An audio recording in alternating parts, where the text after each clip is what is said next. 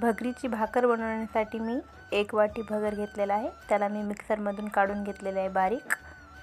पाहू शकता पीठ त्याचं। आता मी भगरीच्या पिठामध्ये भाकर बनवण्यासाठी त्याच्यामध्ये थोडंसं गरम पाणी उकळलेलं टाकलेलं आहे। त्याच्यानं कसं भाकरीमध्ये चिकटपणा येते। आता पीठ मळून घेत आहे। पीठ आपल्या पिठासारखं भाकरीच्या पिठासारखं चांगलं मळून घ्यायचं। मळून घेतले की भाकर कशी छान थापल्या जाते त्याप्रमाणे। आता मी याचा एक आपण गोल उंडा बनवू आणि आपण भगरीची भाकर थापून घेऊ। उंडा बनवून झाला की प्लेटवर थोडंसं कोरडं जे काही भगरीचं पीठ आहे बनवलेलं ते टाकायचं आणि त्याच्यावरती भाकर आपण थापू। आता बघू शकतो मी आता याच्यावरती भाकर थापत आहे।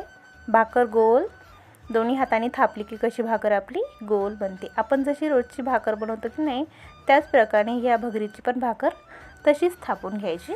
आता आपण ही भगरीची भाकर आहे ना ती चुलीवर बनवणार आहोत। त्याच्यासाठी मी चुलीवर गरम व्हायला तावा ठेवलेला आहे। त्याच्यावरती आपण ही भाकर टाकून देऊ। भाकर आता मी ताव्यावर टाकलेली आहे। त्याला थोडंसं ताव्यावरती भाजू द्यायचं म्हणजे भाजले की हे होते। त्याच्यावर थोडंसं पाणी टाकून सगळीकडे पसरून घ्यायचं म्हणजे आपण जेव्हा भाकर उलटतो की नाही ती अशी कोरडी वगैरे होणार नाही। म्हणून ज्या प्रकारे आपण नॉर्मल भाकरीला जसं पाणी वरतून लावतो त्या प्रकारे सगळीकडून पाणी लावून घ्यायचं। पाणी माझं लावून झालेलं आहे आणि माझी एका साईडनं आता ती काही भाकर जी आहे ती चांगली पचू दिलेली आहे मी। आता आपण हिला उलटून घेऊ।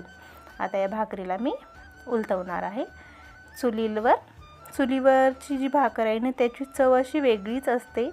चुलीवरची भाकर किंवा काहीही स्वयंपाक चुलीवरचा एकदम नंबर 1 बनत असतो। आज ही भाकर जी आहे ती खास तुमच्यासाठी चुलीवरच बनवलेली आहे। आता चुलीला चांगला जाळ लावून आपण दोन्ही साईडनी ही जी काय भगरीची भाकर आहे ती चांगली भाजून घेऊ। आता एका साईडनं माझी भाकर भाजलेली आहे।